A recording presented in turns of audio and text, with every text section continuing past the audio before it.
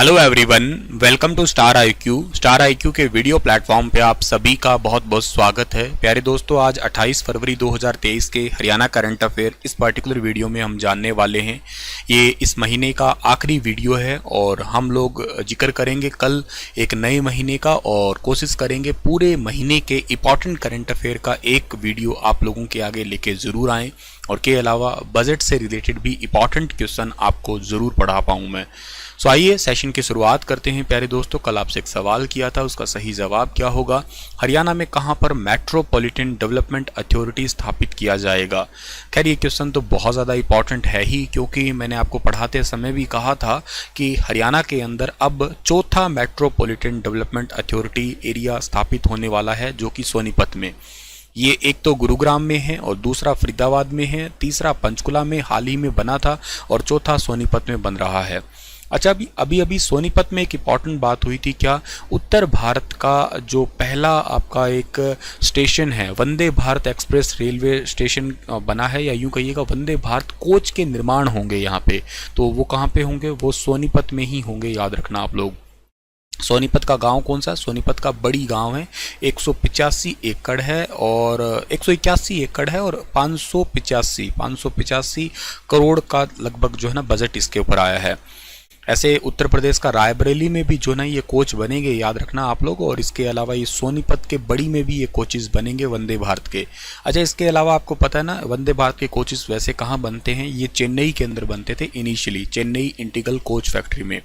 पहली वंदे भारत एक्सप्रेस कहाँ से कहाँ तक चलाई गई थी? ये चलाई गई थी 15 फरवरी को, 15 फरवरी 2019 को चलाई गई थी। कहाँ से कहाँ तक? दिल्ली से वाराणसी के बीच में। अभी हाल ही में 8वें वंदे भारत एक्सप्रेस चली थी सिकंदराबाद से। सिकंदराबाद शहर आपको पता ना कहाँ पे? सिकंदराबाद पड़ता है तेलंगाना में, और विजयवाड़ा आंध्र प्रदेश, इनके बीच में चलाई गई थी। सिकंदराबाद हैदराबाद वैसे भी जुड़वा नगर के रूप में जाने जाते हैं। सोनीपत को भी हाल ही में चौथी पुलिस कमिश्नरी भी बनाया गया था, तो ये भी बात आप याद कर सकते हो। सोनीपत के गन्नौर के अंदर एक पेरिस की तर्ज पे एक बागवानी मंडी है ना, वो तैयार की जा रही है। फूलों की मंडी तो हॉलैंड की तर्ज पे गुरुग्राम में तैयार की जा रही है। और इसके अलावा सोनीपत के अंदर राई के अंदर एक खेल कूद विश्वविद्यालय हरियाणा का पहला बना है, और उसके पहले वीसी का नाम भी आपको पता होना चाहिए, एस देसवाल। एस देसवाल कौन है? एस देसवाल रिटायर्ड आईटीबीपी के डीजी हैं, डायरेक्टर जनरल है। तो इतनी बातें आपको सोनीपत से रिलेटेड पता होनी चाहिए। अच्छा, एक बात और भी है, सोनीपत में हरियाणा में पहला ऐसा प्लांट लगा है जो कचरे से बिजली बनाएगा। तकरीबन 300 करोड़ रुपए की लागत से एक प्लांट सेटअप किया गया, कचरे से बिजली बनाने वाला प्लांट। ठीक है, इसको महाभारत में स्वर्णप्रस्थ के नाम से पुकारा गया था। हरियाणा के किस गांव के युवाओं का जिक्र हाल ही में प्रधानमंत्री नरेंद्र मोदी ने अपने मन की बात कार्यक्रम में किया है? तो प्रधानमंत्री नरेंद्र मोदी ने अपने मन की बात कार्यक्रम में अभी हाल ही में दुल्हेड़ी गांव के युवाओं का जिक्र किया है। ऑप्शन नंबर सी जो है इस सवाल का बिल्कुल ठीक है। The youth of this village decided to make Bhiwani city, to make clean Bhiwani city, ऐसा इनका कहना है। इनकी जो प्रॉपर बात थी वो ये थी कि हरियाणा में एक गांव है दुल्हेड़ी, यहाँ के युवाओं ने तय किया है कि हमें भिवानी शहर को स्वच्छता के मामले में एक मिसाल बनाना है। इन्होंने युवा स्वच्छता एवं जन सेवा समिति नाम से एक संगठन बनाया। इस समिति से जुड़े युवा सुबह 4 बजे भिवानी पहुंच जाते हैं। शहर के अलग अलग स्थानों पर ये मिलकर सफाई अभियान चलाते हैं। ये लोग अब तक शहर के अलग अलग इलाकों से कई टन कूड़ा साफ कर चुके हैं। तो इस गांव का जिक्र हुआ है अभी हाल ही में, और इस जिले का जिक्र हुआ है। प्रधानमंत्री नरेंद्र मोदी जी ने अपने मन की बात कार्यक्रम का जिक्र किया है। जिक्र तो किया ही किया है, बाकी मेरी तरफ से भी बहुत बहुत बधाई ऐसे युवाओं को, और बहुत बहुत शाबाशी भी कि ऐसे काम कर रहे हैं। शायद ऐसे संगठन हर जगह बने तो बहुत ही अच्छी बात है, और अपने अपने लोकल सिटी के अंदर तो बहुत ही अच्छी बात है ये, जिससे एक तो सुबह जल्दी उठा जाए, दूसरी बात ये है कि अपने शहर को भी स्वच्छ रखा जाएगा इसी से ही। मुख्यमंत्री जी ने हाल ही में किस जिले में पश्चिमी यमुना नहर काचवा पुल पर नए पार्क का उद्घाटन किया है? तो मुख्यमंत्री जी ने अभी हाल ही में पश्चिमी यमुना नहर काचवा पुल पर एक नए पार्क का उद्घाटन किया है। ये काचवा का जब भी जिक्र आए ना तो आप तुरंत जिला आंसर लगाना करनाल। क्यों? क्योंकि हरियाणा का पहला या इवन भारत का पहला ये गांव है काचवा, जहां पे ई लाइब्रेरी खुली है। ये बात आप लोग याद रखना, ई लाइब्रेरी सबसे पहले काचवा में खुली है और आने वाले टाइम में बजट में कहा गया तकरीबन 1000 लाइब्रेरी और खोली जाएगी। और हमारे नेशनल बजट में भी नेशनल लाइब्रेरी प्रोग्राम स्टार्ट किया गया है हरियाणा के बेस्ड ही, ताकि कोविड के दौरान हुआ बच्चों का लर्निंग लॉस है उसको सुधारा जा सके।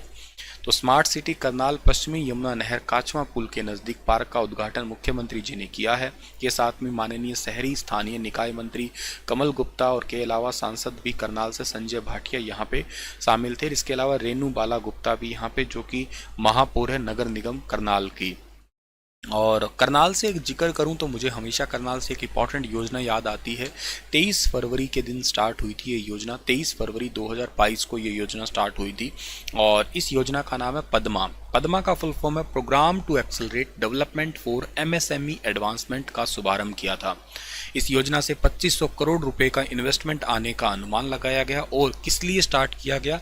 ताकि हर एक ब्लॉक के अंदर आत्मनिर्भरता को लाया जा सके, एक औद्योगिक जो इंडस्ट्रियल आपका इंफ्रास्ट्रक्चर है उसको तैयार किया जा सके, स्थानीय युवाओं को विशेषकर जो अंत्योदय परिवार के युवा हैं उनको रोजगार के अवसर दिए जा सके, इसलिए स्टार्ट किया गया। अच्छा, करनाल जिले से ही एक व्यक्ति हैं जिनका नाम है मनदीप चौहान, ठीक है ना, मनदीप चौहान सुना हो तो तुमने। मनदीप चौहान को डॉक्यूमेंट्री फिल्म के लिए द्रौपदी मुर्मू ने रजत कमल पुरस्कार से सम्मानित किया था, ठीक है ना, पिछले साल की बात है ये। रजत कमल पुरस्कार से सम्मानित किया था द्रौपदी मुर्मू ने। करनाल जिले से ही संबंधित है ये। करनाल जिले की स्थापना वैसे 1 नवंबर 1966 को हुई थी। एरिया लगभग 2538 वर्ग किलोमीटर का आता है इसका।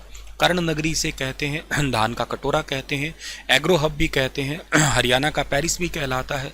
आधुनिक पद्धति से बसाया गया ये शहर है और हरियाणा का पेरिस पंचकुला को भी कहते हैं। मैंने कई बार बताया होगा क्योंकि भजन लाल जी ने सपना देखा था पंचकुला को पेरिस बनाने का। लेकिन अगर ऑप्शन में हो करनाल तो करनाल ही लगाना है पहली चॉइस। अगर नहीं पंचकुला ये करनाल मिले तो ही आप पंचकुला पे जाइएगा। करनाल में चीनी उद्योग, लिबर्टी जूतों का उद्योग और वनस्पति उद्योग ये बहुत ही प्रसिद्ध है। गेहूं शोध निदेशालय, फॉरेंसिक विज्ञान लैब, राष्ट्रीय ग्रामीण विकास संस्थान जो नीलोखेड़ी में है, राष्ट्रीय डेयरी अनुसंधान संस्थान, गेहूं अनुसंधान निदेशालय, केंद्रीय मृदा लवणता अनुसंधान, पशु अनुवांशिकी जो संसाधन राष्ट्रीय ब्यूरो है और इसके अलावा भारतीय कृषि अनुसंधान संस्थान का भी ऑफिस यहीं पे ही है। इसके अलावा यहाँ पे कुछ पर्यटन स्थल है जैसे कलंदर शाह का मकबरा हुआ, सीता माई का मंदिर है, मीरा साहिब मकबरा है। इसके अलावा अंजन थली ये बहुत इंपॉर्टेंट है। इसके अलावा कुंजपुरा जहाँ पे सैनिक स्कूल है। तरावड़ी आप लोग जानते होंगे, वेरी वेरी इंपॉर्टेंट है, जो 1191 और 1192 ये 2 युद्धों के लिए जाना जाता है, ठीक है।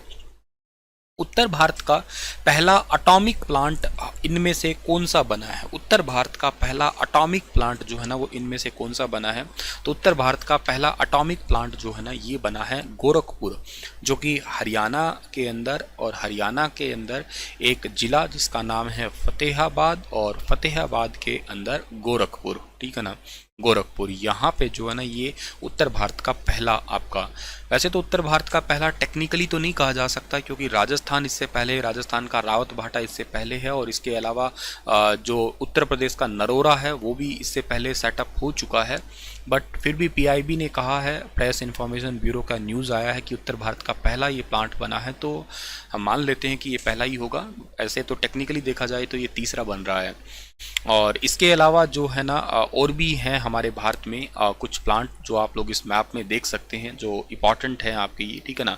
एक आपका ये तारापुर बहुत इंपॉर्टेंट है जो कि महाराष्ट्र का है। कल्पक्कम ये तमिलनाडु का है। तमिलनाडु में एक और भी है आपका कुंडनकुलम, ये भी याद रख लेना आप लोग। केगा कर्नाटका का, ये भी सुपर इंपॉर्टेंट है, खूब पूछा जाता है एग्जाम के अंदर, ठीक है, तो इनको याद रखना। और ये गोरखपुर वाला जो है ना आपको पता ही है, इसका लिमिट भी पता है 4 × 700 मेगावाट, ठीक है, इसका ये टोटल यूनिट है प्रोडक्शंस का, तो ये आपको याद रखना है। अगला जो सवाल हमारा है कि हाल ही में निम्नलिखित में से किस मंत्रालय ने मेंबर ऑफ जो है लोकल, मेंबर ऑफ पार्लियामेंट कहूँगा मैं, ठीक है ना, member of parliament local area development scheme, member of की लोकल एरिया डेवलपमेंट पर एक संशोधित दिशा निर्देश जारी किए हैं।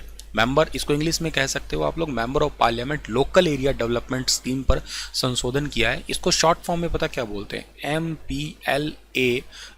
MPLADS, ठीक है ना। एक बार मैं इसको रिवाइज कर रहा हूँ, member of parliament local area development scheme, ठीक है। इस स्कीम को अभी हाल ही में इसके दिशा निर्देश जारी किए हैं किसने, सांख्यिकी और कार्यक्रम कार्यान्वयन मंत्रालय के द्वारा। ये मंत्रालय जो है ना, इसके मंत्री कौन है, इसके मंत्री अपने हरियाणा के हैं, तभी ये पढ़ा रहा हूँ मैं, राव इंद्रजीत सिंह है, और वो कहाँ से जीते हुए हैं, वो गुरुग्राम से जीते हुए हैं, याद रखना। इन्होंने हाल ही में राव तुलाराम जी के लिए एक डाक टिकट भी जारी किया था, आपको याद हो तो। और ये जो स्कीम है MPLADS स्कीम है, यानी कि member of parliament local area development scheme है, ये 1993 में 23 दिसंबर 1993 को लॉन्च की गई थी। इस स्कीम के तहत क्या होता है कि 5 करोड़ रुपए दिए जाते हैं हर एक MP को, चाहे वो राज्यसभा सांसद हो चाहे वो लोकसभा सांसद हो, उसको 5 करोड़ रुपए दिए जाते हैं अपने संसदीय क्षेत्र में विकास करने के लिए। बट इसमें ना एक टास्क है, एक रूल है, 15% तो पैसे उस 5 करोड़ में से लगाने पड़ते हैं जो शेड्यूल कास्ट पॉपुलेशन है, और 7.5% लगाना पड़ता है उस एरिया में जहाँ पे शेड्यूल ट्राइब पॉपुलेशन हो। तो ये लोकसभा राज्यसभा दोनों के लिए एप्लीकेबल है, 5 करोड़ रुपए दिए जाते हैं, ये याद रखना। और गुरुग्राम से मुझे एक बात और याद आई है, थोड़े दिन पहले ही आप लोगों को याद हो कि बोइंग एक जहाज़ है जो अमेरिका की कंपनी, बहुत बड़ी कंपनी है, इन्होंने अपना एक सेंटर यहाँ पे ओपन किया है। और गुरुग्राम और नूह ये दोनों मिलके दुनिया का सबसे बड़ा सफारी पार्क जो बना रही है, वो भी आपको पता होना चाहिए। 6000 एकड़ गुरुग्राम में बनेंगे और 4000 एकड़ जो है ना वो नूह का होगा, टोटल 10,000 एकड़ होने वाला है, ये भी बात आपको पता होनी चाहिए। और इसके अलावा आपको ये भी पता होना चाहिए कि गुरुग्राम जो है इसमें 50 एकड़ में साइंस सिटी बन रही है, तो ये बात भी इंपॉर्टेंट है एग्जाम पर्सपेक्टिव। किस हरियाणवी गाय ने 72 किलो दूध देके राष्ट्रीय रिकॉर्ड बनाया है, तो ये हरियाणवी गाय कौन सी है जिसने 72 किलो दूध देके राष्ट्रीय रिकॉर्ड बनाया है, इस गाय का नाम है गाय रानी। बी ऑप्शन इस सवाल का बिल्कुल ठीक रहेगा, रानी गाय ने 72 किलो दूध देके ये नेशनल रिकॉर्ड बनाया है। 24 घंटे के अंदर 72.390 लीटर दूध देके सर्वाधिक दूध देने वाली गायों की कड़ी में इन्होंने अपना नाम शामिल किया है।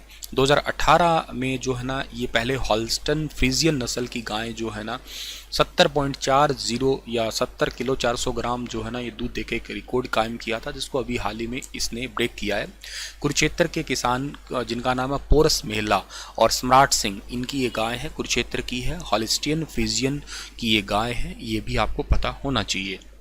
चलिए इसी के साथ ही ये सेशन करता हूँ वाइंड अप। आपके लिए क्वेश्चन छोड़ के जा रहा हूँ कि शरीर की कैलोरी आवश्यकता गर्मी की अपेक्षा सर्दियों में बढ़ जाती है, क्योंकि अधिक कैलोरी आवश्यक है किसके लिए, शरीर में अधिक वसा के लिए, गिरते बालों की क्षतिपूर्ति के लिए, या शरीर का ताप बनाए रखने के लिए, अधिक प्रोटीन को भंग करने के लिए। तो बताइएगा वसा के लिए है या प्रोटीन के लिए है या किस चीज़ के लिए है। मिलता हूँ आप लोगों को मैं अगले सेशन में, तब तक अपना ख्याल रखना। Stay happy, stay healthy and stay connected.